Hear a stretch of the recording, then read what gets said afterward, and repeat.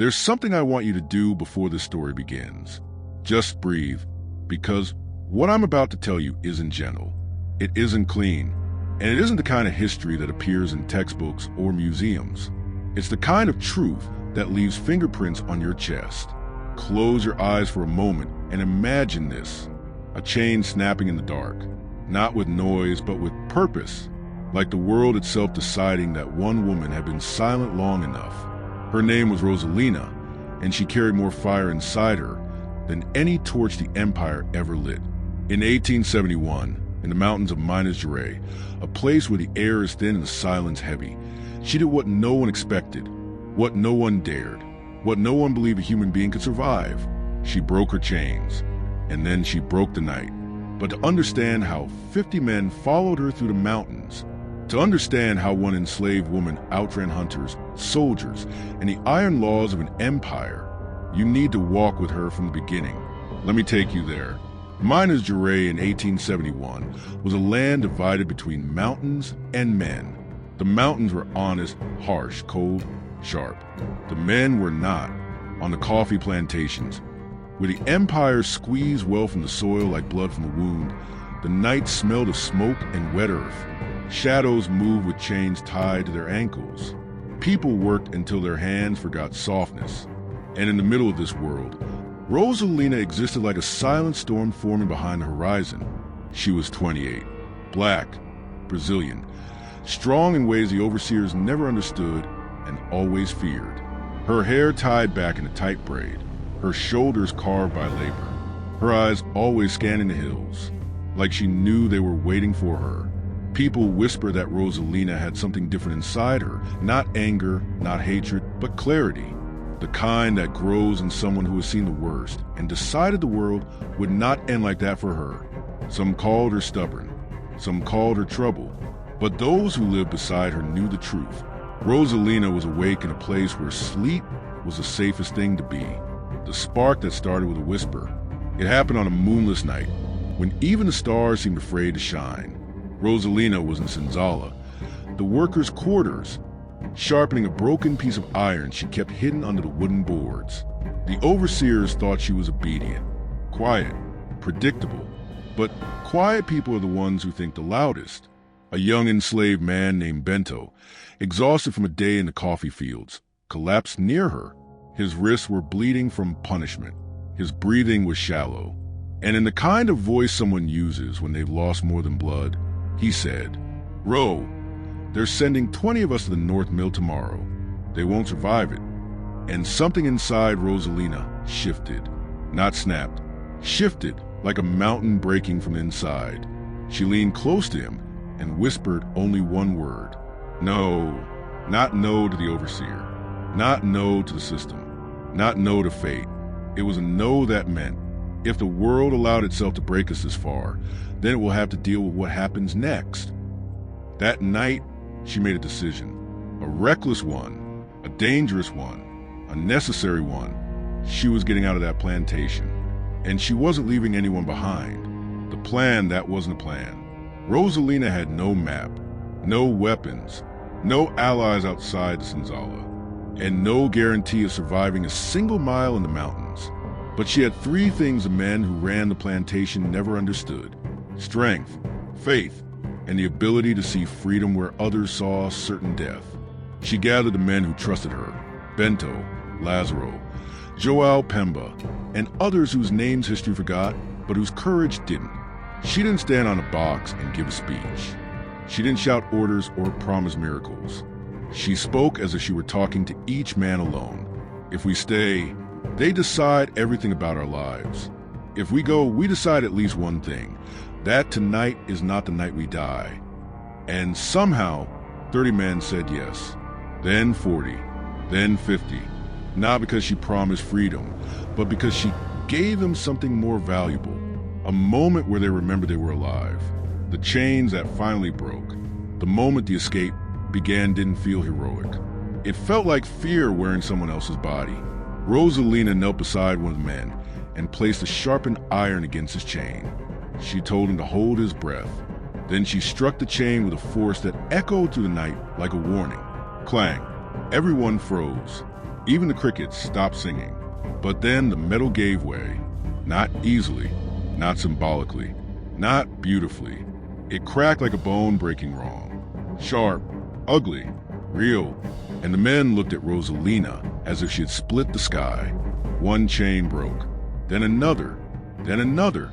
By the time the moon climbed high enough to see what they were doing, 50 men stood free of the metal that had defined them for years. And Rosalina, covered in sweat and iron dust, whispered, "Now we run." What the mountain saw that night. Have you ever seen a group of people run not for sport, not for adrenaline, but for the right to breathe? It's different. Their bodies move in ways that don't make sense. Their legs stop belonging to gravity. Fear becomes fuel instead of prison.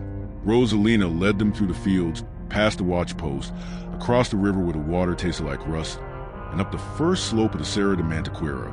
Behind them, the plantation was waking up, dogs barking, doors slamming, men shouting, horses saddled in panic. The night itself seemed to exhale as they slipped into the darkness. Rosalina didn't look back. She didn't need to.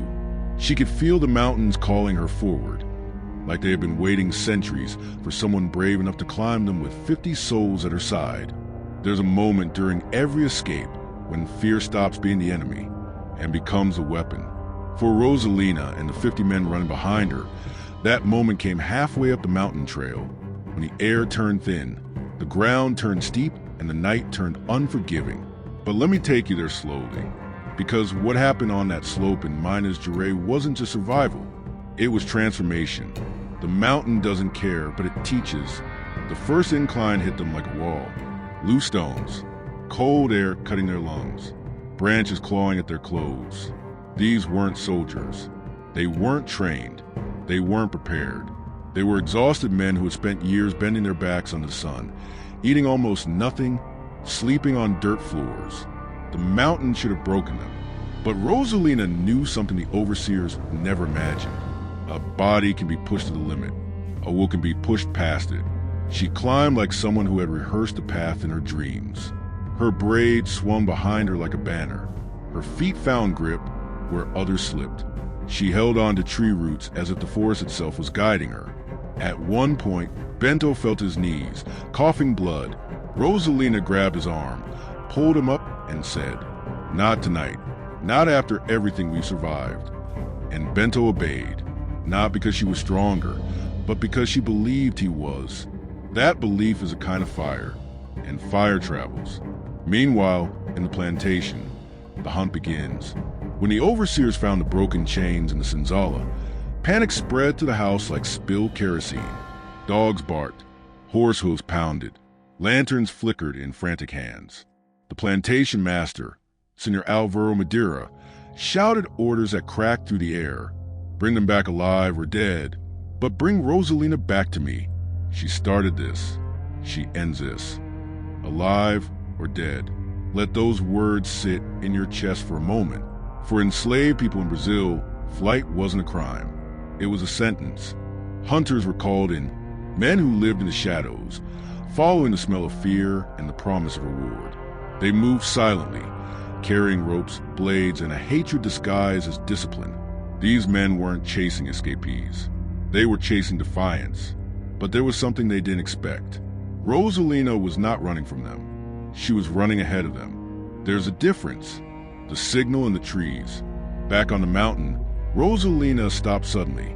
The men around her froze, panting, trembling, clutching their sides. She knelt and placed her palm on the earth. Then she whispered, "They've left the plantation.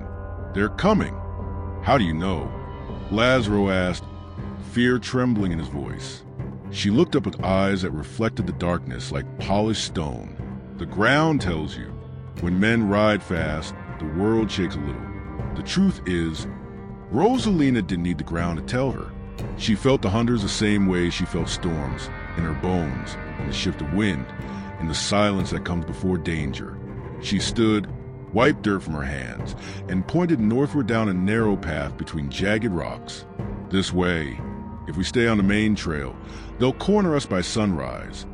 The men followed without argument, not because they understood the terrain, but because they understood her. In every group, There's always one person who sees invisible things. Rosalina was that person. A lesson learned in the dark. As they climbed, the men began whispering among themselves, fears, fragments of hope, doubts they didn't want to carry alone. What if we get caught? What if we starve? What if the mountains swallow us? Rosalina heard every whisper, even the quiet ones. Fear echoes differently in a group, sharper, deeper, contagious. She slowed her pace, stood on a boulder above them, and spoke in a low, firm voice that carried through the trees. Listen to me. The mountains don't care who we are. They don't care if we were born in chains. They don't care if the world wants us dead. She stepped down and faced the group. But the mountains also don't stand in the way of those who climb with purpose. Tonight, we climb for our lives and for the lives of the ones who said we'd never make it this far. She put her hand over her heart. If fear wants to walk with us, it walks behind me, behind all of you, not in front. Her words didn't erase their terror. They gave it shape. And shaped fear is something a person can carry. A test of will. Near the peak of the first ridge, the temperature dropped. Wind roared between the rocks. The moon slid behind a cloud. Rosalina pressed forward, but the men behind her were slowing again, slipping in mud, breathing hard, losing strength. Then from behind them, a sound split the air. A dog's bark. Then another. Then a distant horn. The hunters had reached the base of the mountain. Rosalina's pulse surged, not with panic, but with focus sharper than any blade. She turned to the men. No more stopping. Not until we reach the second ridge. It's steep, it's cruel, and it's our only chance. Bento shook his head, exhausted. It's too high. We won't make it. Rosalina grabbed his face with both hands. Bento, look at me. He lifted his eyes. We didn't break those chains to die on the first hill. If death wants us, we'll have to climb faster than we do. The men inhaled, not air but resolve. And they ran. They ran like people who understood that the world had chosen a side, and it wasn't theirs, so they would have to carve out a new one. The hunter who almost saw too much. While Rosalina and the men pushed toward the second ridge, the hunters paused at the first clearing. One of them, a tall man with a scar across his mouth, crouched near the ground. He touched a footprint, still warm. 50 men and 1 woman, he muttered. No one else could lead this. He stood, cracked his neck, and whispered to the others. She knows the mountains more than we do. Another hunter spat in the grass. Then we break the mountains first. But the scarred one frowned, scanning the trees. No, that's not how this ends. For people like her, the land fights back. He wasn't wrong. At that very moment, as if the mountains themselves had opinions, a wind swept down the slope, erasing half the tracks Rosalina's group had left. The hunters didn't see it as a sign, but if they had, they would have understood. Nature wasn't helping Rosalina escape. It was refusing to help her be captured. There's a difference. The ridge that took everything. By the time they reached the second ridge, dawn was stretching its fingers across the sky. The horizon glowed faintly. The trees trembled with birds waking up, and the men behind Rosalina collapsed into the dirt. Some couldn't feel their legs. Some couldn't move their fingers. Some cried silently into the ground. But Rosalina remained standing. Her chest heaved. Her hair stuck to her face. Her hands were bleeding. But she looked at those men like a leader born from fire, not blood. We're not safe, she said, but we're closer than the hunters want us to be, closer than they'll ever admit. She pointed toward a narrow path disappearing into mist. The third ridge. That's where we turn from prey into something else. What? Someone asked. Rosalina smiled, a tired, fierce smile. Men who know the taste of freedom. If you've ever climbed a mountain at dawn, you know this. There is a moment, just a sliver of time, when the world holds its breath. Not silent, not still, just waiting.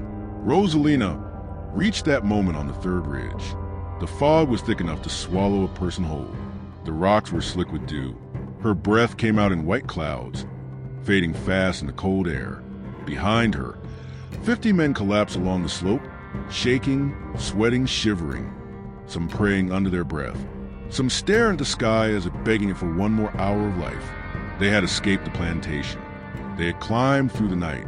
They had outrun dogs, overseers, and men who hunted humans like trophies. But they weren't safe. Not yet, because the hunters were climbing the mountain too, and they were getting closer. Rosalina felt it in her chest, the same way she felt storms before they broke.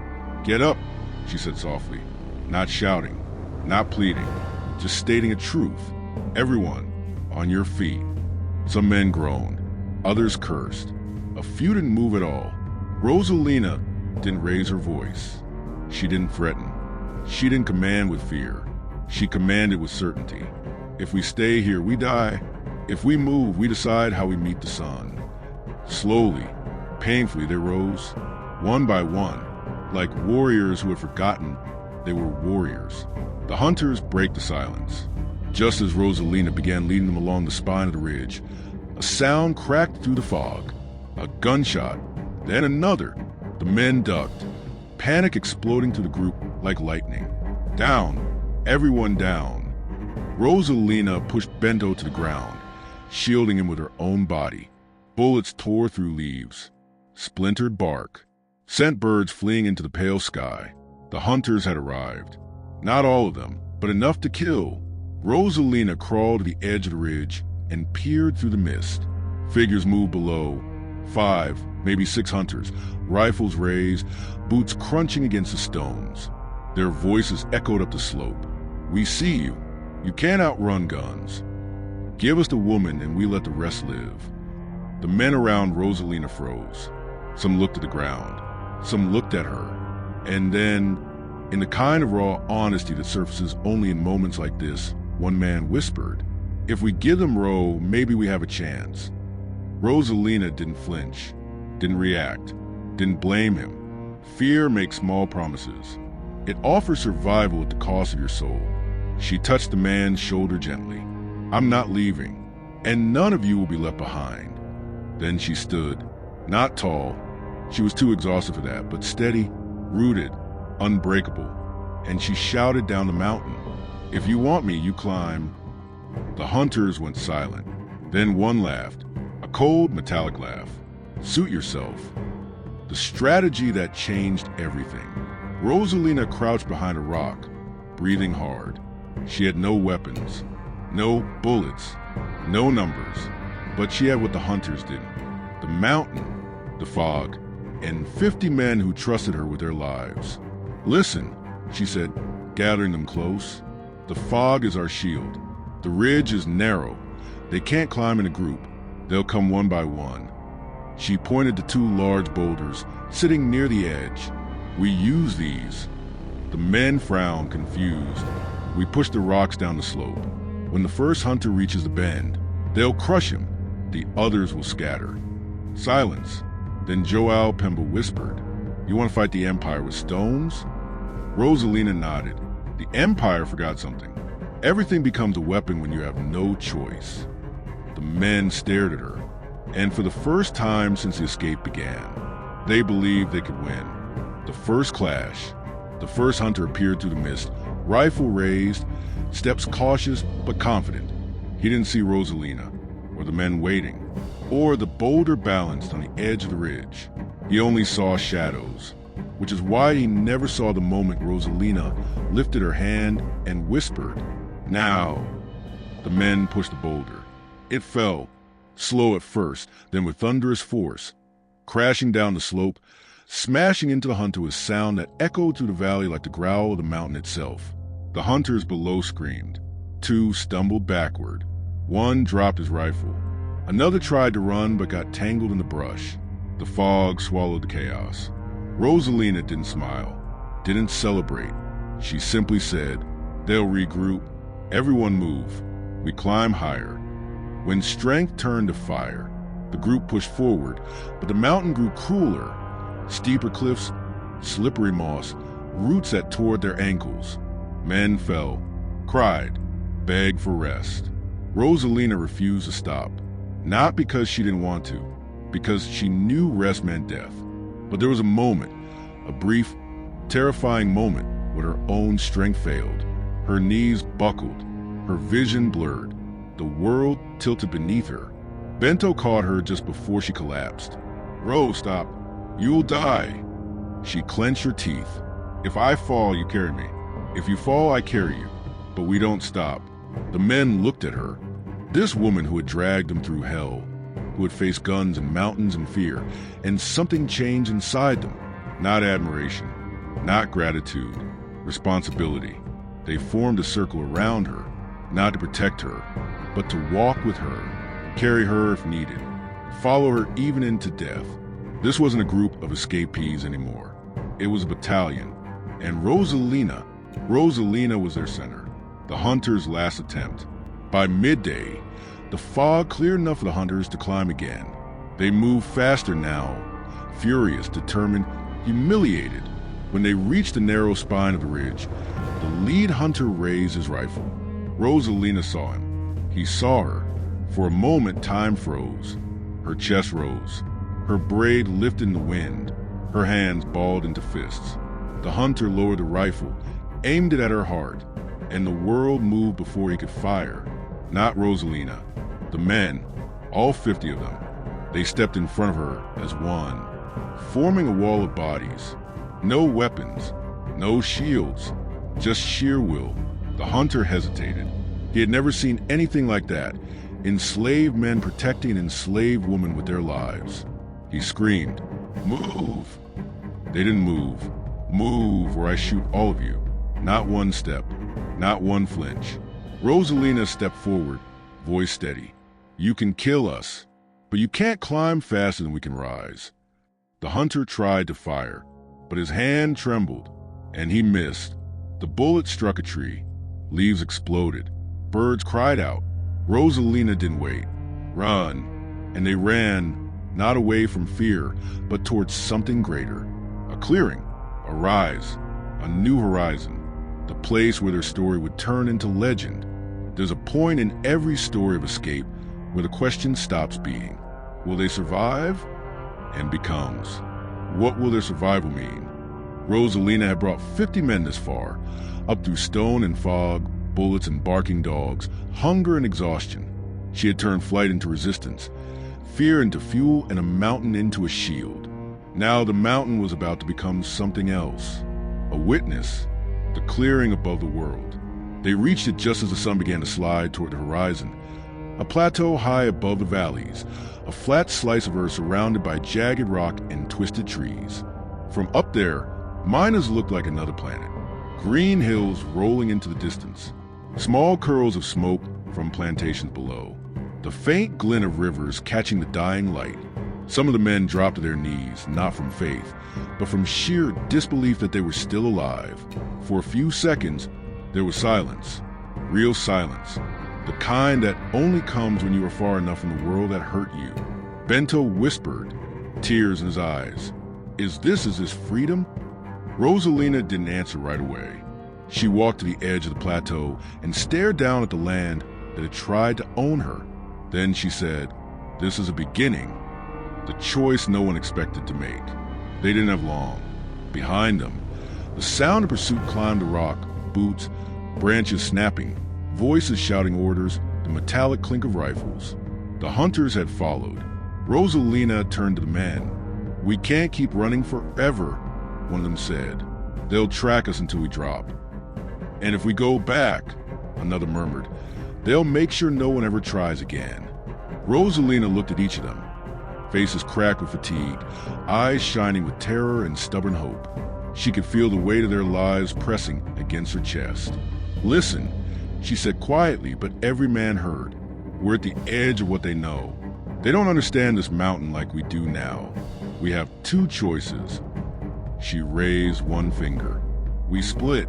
Some of us stay here, disappear deeper into the hills, build something they can't touch, a place that doesn't belong on their maps." Another finger. "And some of us go down a different way, into other plantations, villages, towns. We carry the story. We spread it. We make sure the world knows that 50 men followed one woman into the mountains and didn't bow." The men murmured, argued, thought, but beneath all the confusion, one truth was clear. This moment would define everything. The last stand. The hunters appeared at the far edge of the clearing. Not silhouettes this time. Not shadows. Not distant threats. Real men, real guns, real intention. The lead hunter, the one with the scar across his mouth, stepped forward. His clothes were ripped. His face was scratched. His patience was gone. "Enough," he shouted. "You run, you climb, you play soldier. It ends here." He pointed his rifle directly at Rosalina. "Bring me the woman, and the rest of you get taken back alive. You break rocks, you bleed, you suffer, but you breathe." He tilted his head. "Or you all die up here, and the vultures do the cleaning." The men looked at Rosalina. This was the moment every system bets on, the moment when fear splits unity apart. But Rosalina walked forward, not toward the hunters, toward her own people. She spoke slowly, every word carrying the weight of all the nights she'd spent chained, all the days she'd worked until her body screamed. "I'm going to say this once," she said. "No one here is going back in chains because of me." She turned toward the hunters and called out, "You want to take someone? Take me. Let the others go." The men around her erupted. "No, we're not leaving you. We didn't come this far to lose you." Rosalina lifted her hand. "Stop." Her eyes shone with something deeper than fear, a calm that comes when a person already decided, long ago, what they are willing to give up. "You followed me," she said. "Now I follow you. Whatever choice you make, I stand with it." There was a heaviness in the air, the kind of weight that pushes people into who they really are. Slowly, impossibly, the men formed another line, just like on the ridge. They did not move aside. They did not offer Rosalina in exchange for survival. They stood, 50 men in front of one woman. The hunter raised his rifle, fury burning in his eyes. Last chance. Rosalina stepped in front of the line. She knew what she was doing. She knew the cost. She knew the math of terror, one life for many. She spread her arms, as if embracing the mountains behind her. "Then shoot the one who taught them to stand," she said. The world narrowed to a single trigger. The shot the mountain refused to swallow. The hunter fired. The sound ripped through the clearing, tearing into the sky. Birds exploded from the trees. Men flinched. Dust jumped from the ground. Rosalina staggered. For a heartbeat, one long, endless heartbeat. It looked like everything had ended. Then she straightened. The bullet had grazed her shoulder, tearing fabric and flesh, but missing her heart. Blood soaked her clothes. But she was still standing. Something inside the hunters broke. Not their guns, not their courage, their certainty. They had lived their whole lives believing people like Rosalina only bowed, broke, or died. Not this time. Not her. Behind them, more voices echoed up the path. Not soldiers.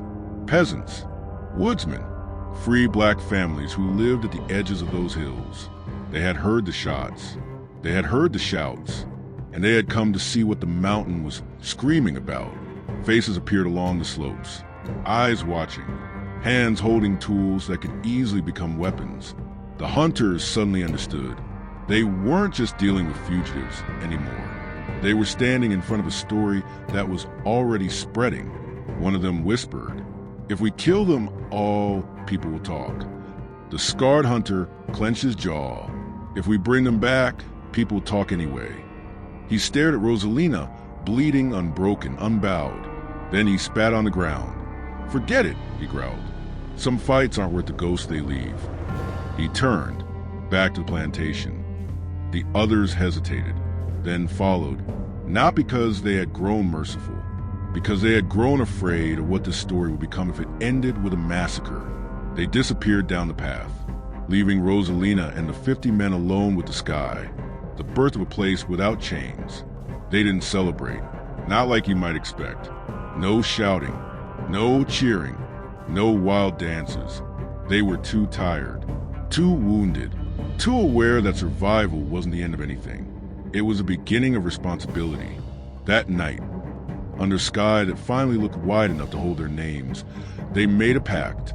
Some of them would stay in those mountains, build hidden homes, plant what they could, hunt what they needed, carve out a settlement the empire would call Colombo and history would call an act of war against erasure. Others would leave in pairs, in trios, one by one, heading down into the valleys, into other plantations, other villages, carrying the story like a spark. The enslaved in Minas climbed the mountains and were not taken back. There was a woman, Rosalina. She broke her own chains and led 50 men. They were hunted. They were shot at. They did not break. Stories move faster than soldiers. And once they start, they rarely stop. What happened to Rosalina? You're probably wondering what happened to her. Did she live? Did she die? Did she see the end of slavery in Brazil? The records, the official ones, say nothing. Of course they don't. Empires don't like writing down the names of people who scared them. But there are other kinds of archives. Old women who whisper at night. Men who sing about battles that never made it to paper. Children who grow up hearing a name. So often it feels like it lives in the walls. In some corners of Minas, they still tell stories about Tia Rosa de Serra, Aunt Rose of the Mountains, a woman with a scar on her shoulder who used to help fugitives cross the hills, who knew every stream, every cave, every safe place to hide, who would sit by fires and tell people, chains are not just iron, they're stories. The day you stop believing in them, they start to rust. Some say she lived long enough to hear about the Lei do Ventre Livre, the 1871 law that declared that children born to enslaved women would be legally free. They say she laughed when she heard it, not because it was enough, it wasn't, but because, for the first time, the empire admitted on paper what she had screamed with her life. Slavery had an end, it just hadn't arrived yet. Others say she died in the mountains she loved, buried under a tree whose roots grew around her like arms. Maybe both are true, because people like Rosalina don't live only once. They live every time someone refuses to bow. Why this story matters to you. Now I want you to do something. Picture your own life, not in comparison. Nothing you or I face should be romanticized as equal to what Rosalina endured. But think about the cages that were built around you, the names they gave you, the limits they drew for you, the stories they told about who people like you are allowed to be, and ask yourself, quietly, honestly, am I living like someone waiting to be chosen, or like someone willing to break the first chain myself? Because Rosalina didn't wait for a savior. She didn't wait for a law. She didn't wait for permission. She sharpened a piece of iron. She broke what the world said was unbreakable. And then she did the most dangerous thing a human being can do. She showed other people they could follow. That's why this story survived when so many others were buried. Not because it's dramatic, not because it's tragic, but because it offers an answer to a question we're still afraid to ask. What if the people who were never meant to lead anyway? On the night Rosalina broke her chains, the mountains didn't become softer, the people did. And from that day on, no chain in Minas ever slept as peacefully again.